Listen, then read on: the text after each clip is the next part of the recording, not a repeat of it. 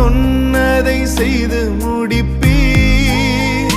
நீர் முடித்து தீர்க்கும் மட்டும் கைவிட மாட்டீர். என் கையை கொண்டு தொடங்கினதெல்லாம் என் கையை கொண்டே நிறைவேற்றார்.